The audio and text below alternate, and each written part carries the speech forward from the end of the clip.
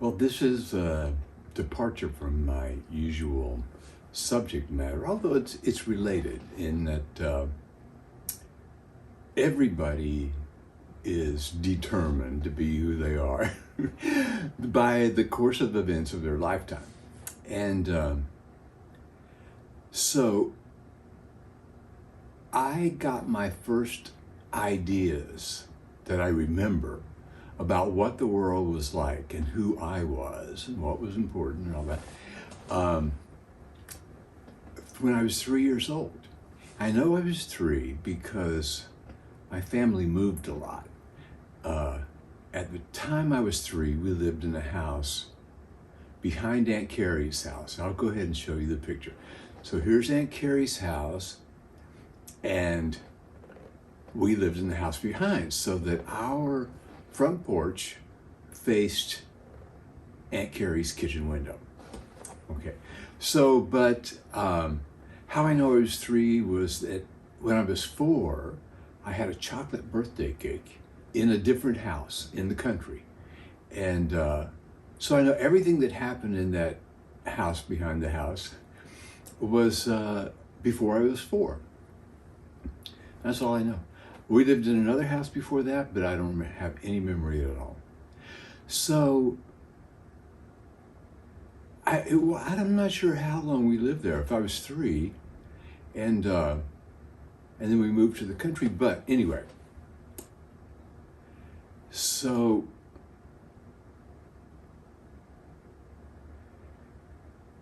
oh God.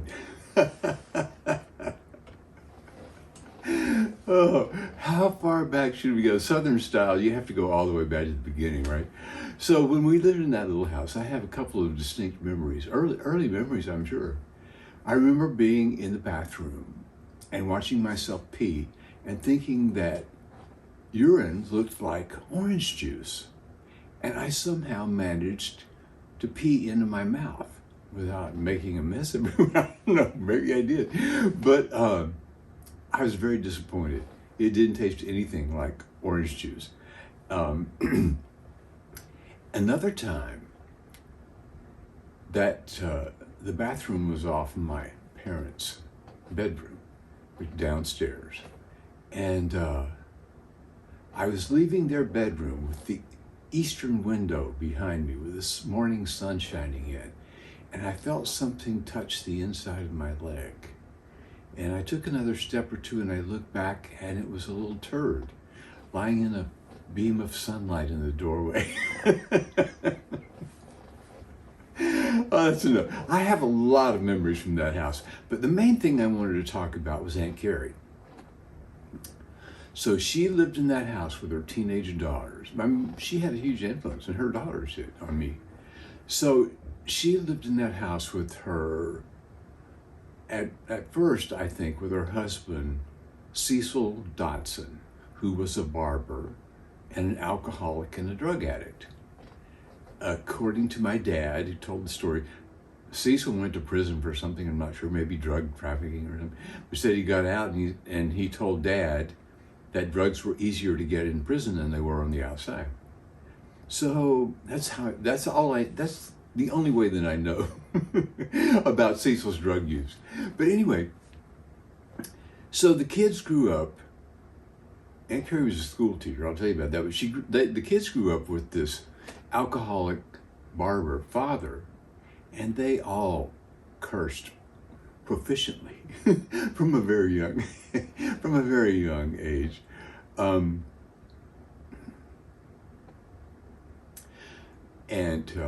But Aunt Carrie, before she had kids or got married or anything, she was a school teacher, fresh out of college, and she got a job teaching in a one-room schoolhouse in Lake Buffum, Florida, which is like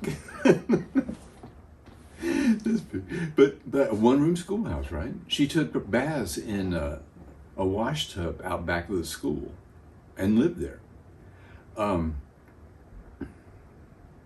So she was tough. I mean, she bucked the odds from the beginning. But by the time I was a teenager, She had been working as a business skills teacher for years. Uh, you know, shorthand and typing. I took typing classes from her. But everybody called her Aunt Carrie. And one time, one time in later years, the principal decided that was undignified, didn't show proper respect. So everybody should call her Mrs. Dotson. Nobody called her. She was Aunt Carrie. Everybody. So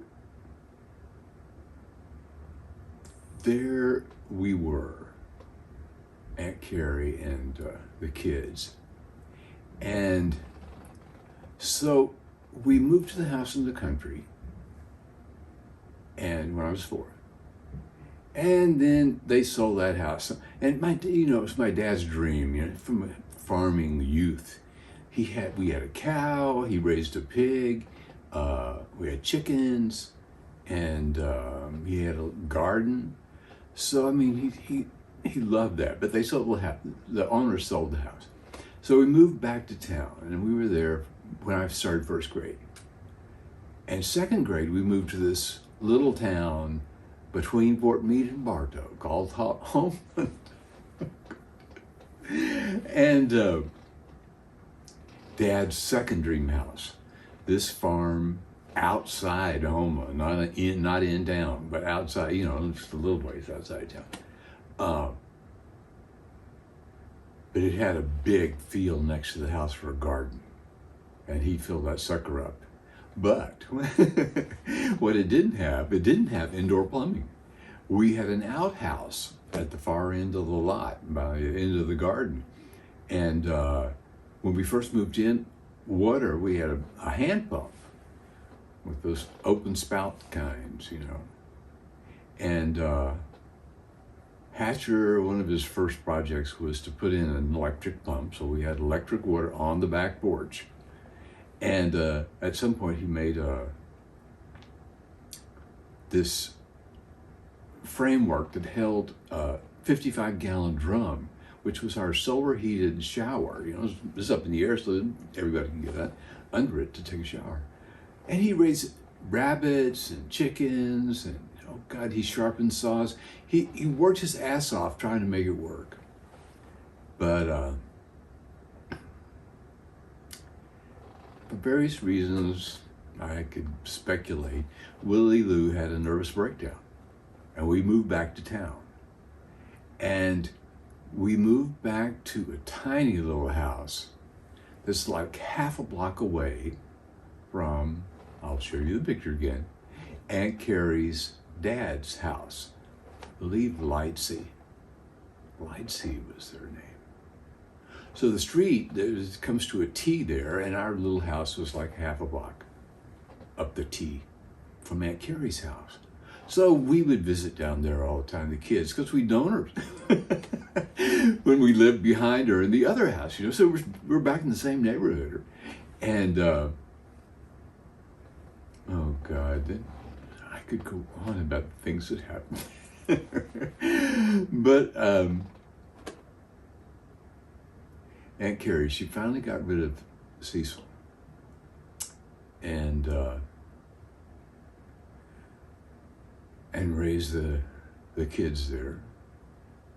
And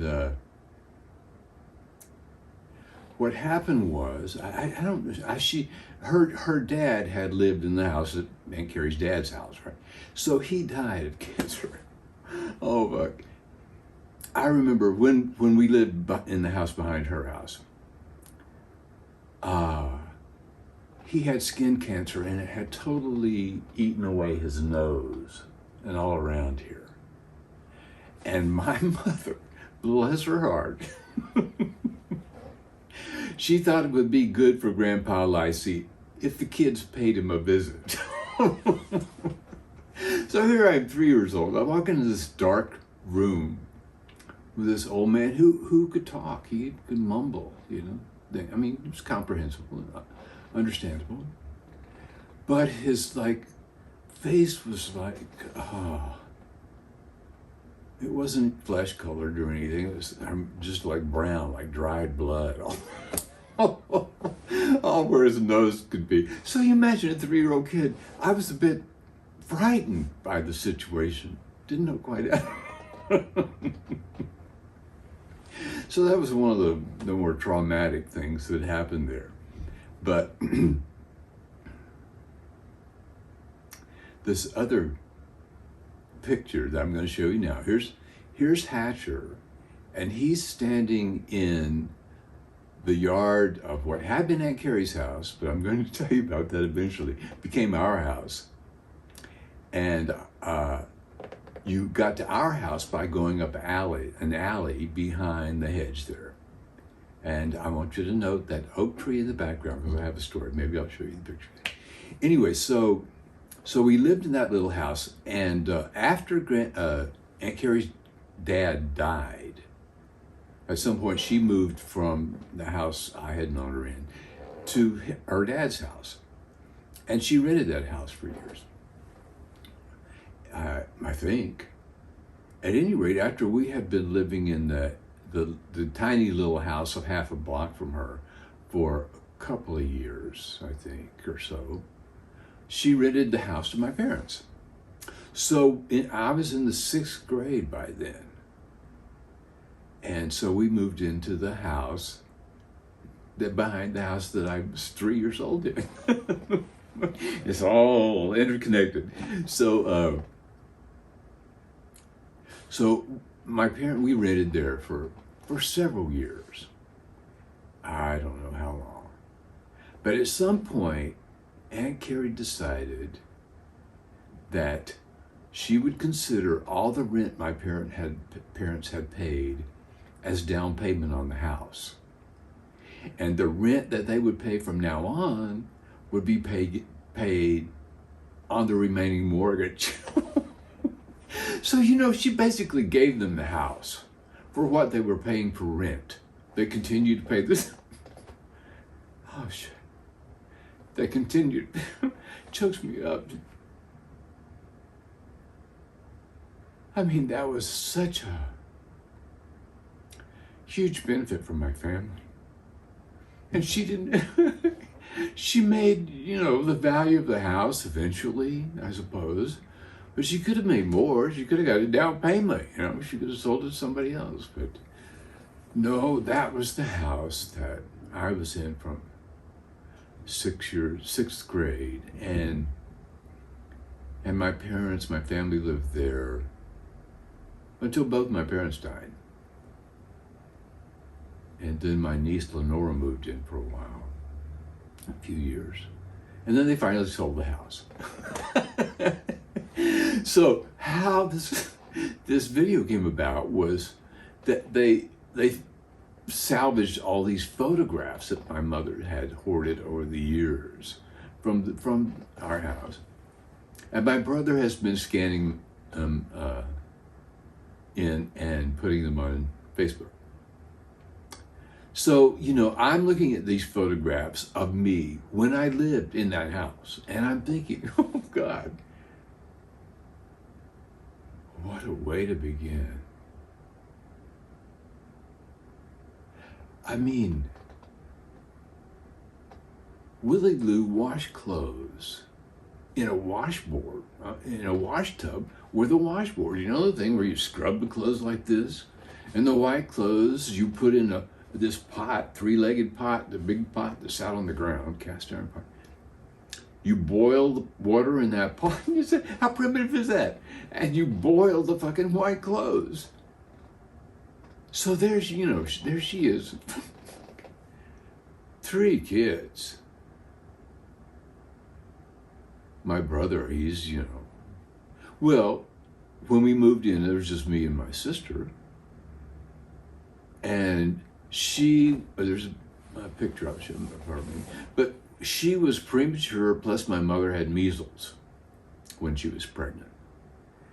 So my kid sister needed a lot of extra care, And here she's a couple of years old, and I come along. So Willie Lou's got this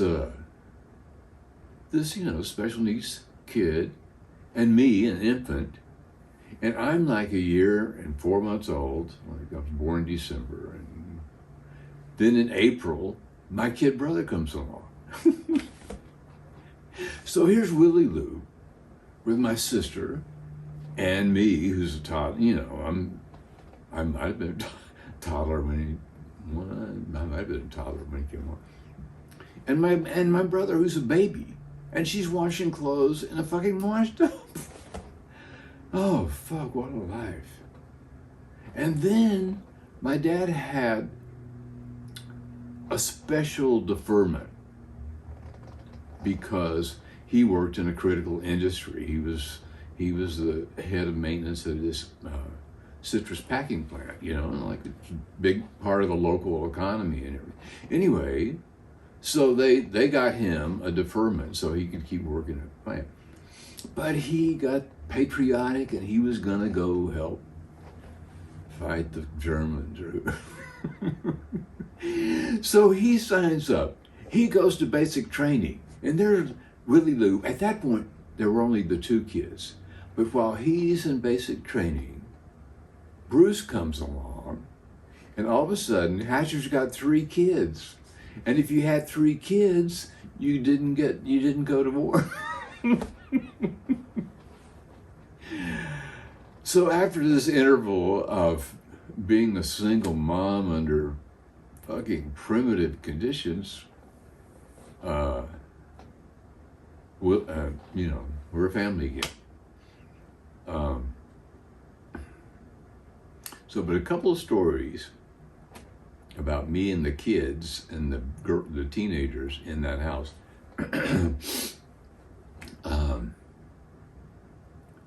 One of my first memories was standing on the front porch of our house and peeing off into the yard. And it just happened to be time so that at least one of the girls was in the kitchen doing dishes or something, facing. She called the other girls in, and they're hooping and hollering up a storm about Norm's peeing off the porch. And it's like, that has an effect.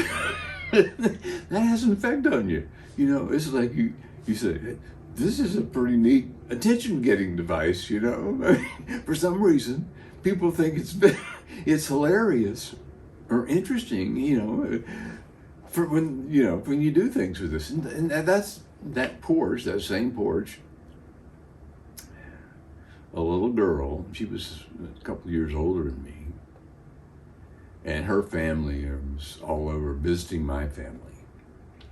And me and that little girl are sitting on the ground at the end of the porch with our little heads poking up above the edge of the porch, And she's teaching me how to play doctor.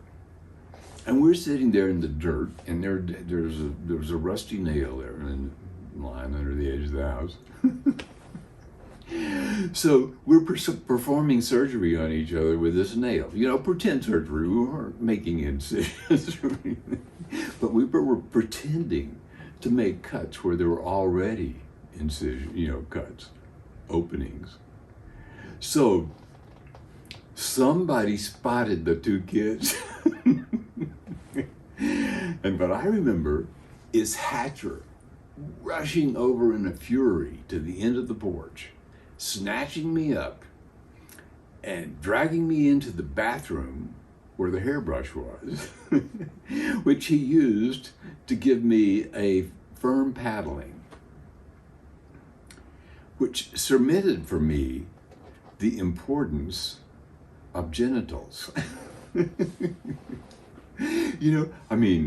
I don't know why, but people get very excited about this shit, very, very excited. This is important, you can tell. So there was that. Another time,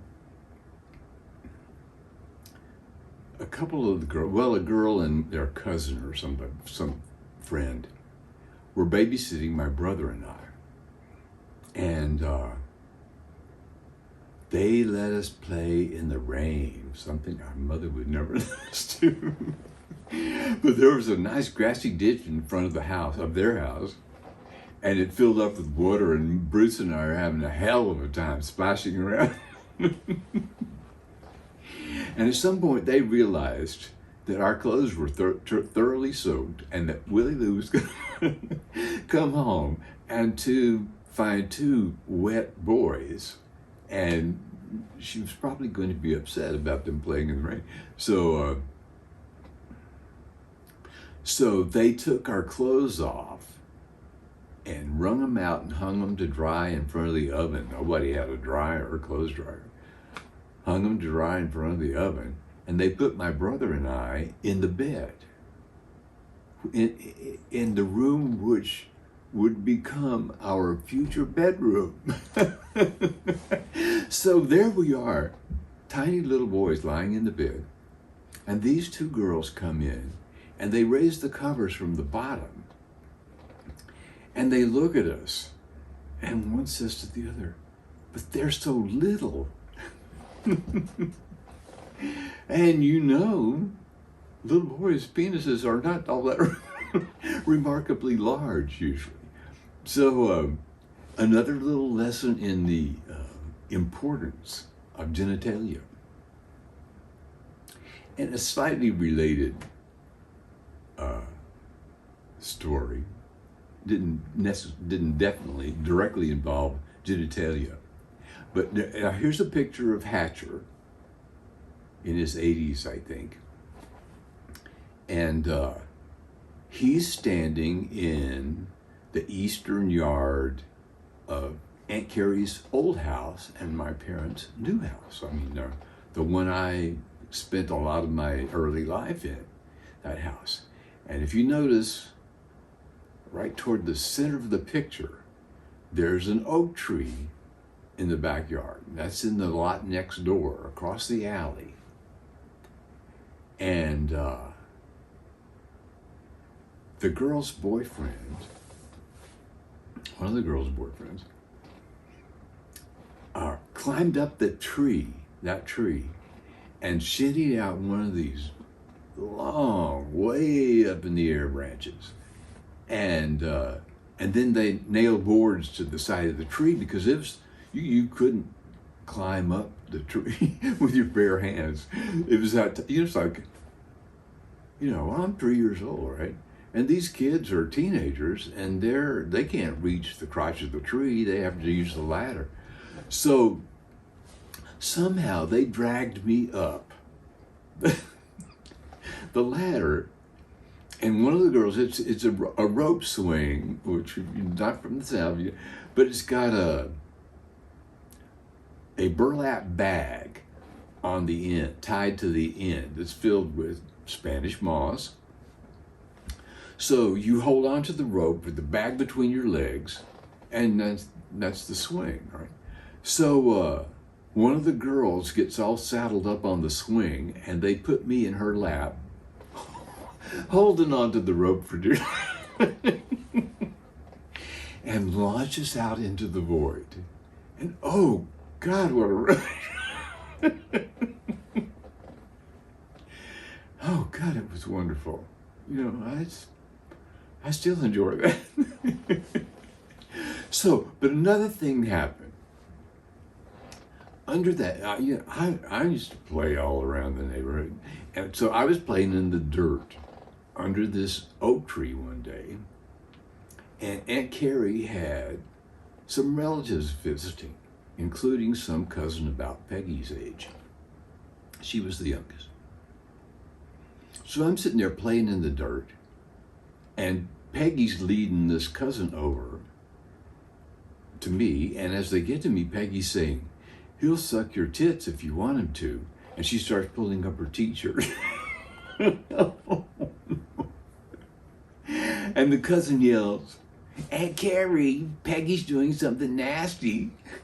And Peg, of course, cursed her out. So, I've always wondered, ever since then, did she know that from experience? Had I ever Had she ever let me suck her tit?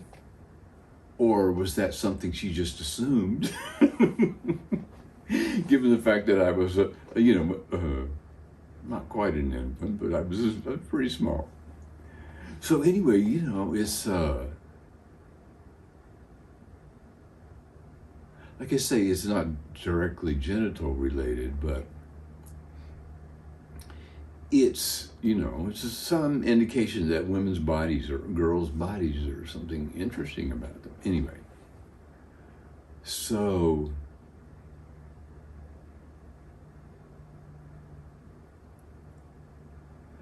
I knew those girls all through high school, college, right on. I know, I'm sure even after Aunt Carrie died, they came by to visit. And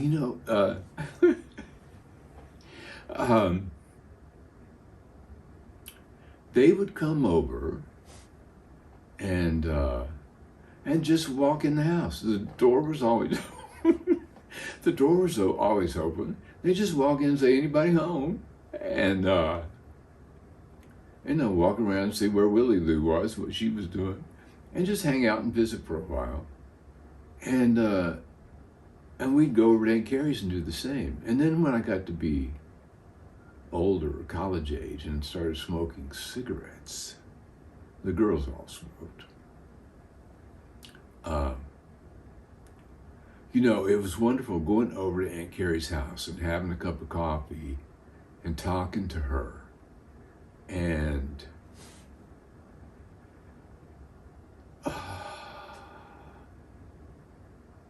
I still, she used percolator coffee. I still remember that smell. Really wonderful. So, really, from the time I was 3 years old on, this woman and her family were a part of my life, and they had a lot of influence. Before we moved, when we lived in the little house down the street from Grandpa Lightsey's house, Aunt Carrie was living there, and her daughter Joyce married a guy, Bud, who was a shop teacher, and I learned some very important things about him from him. I learned about routers. He was making a piece of furniture or something. And oh God, this is embarrassing to this day. He had built this boat out of plywood. It was just small, like a rowboat or something. But he had it turned up in the yard, and he was going to fiberglass the whole, the bottom and sides and everything. So, of course, Norm is very interested, and he encouraged me. He was wonderful that way.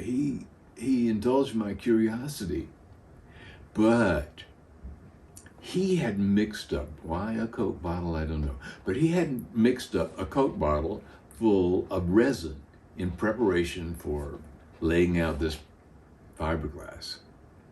And somehow I knocked it over. Oh God. And it just ran all over. And he sent me home for that.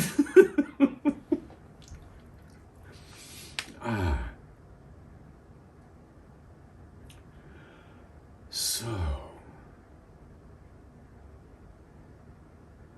yeah. So thank you, Aunt Carrie, and the kids. Bye.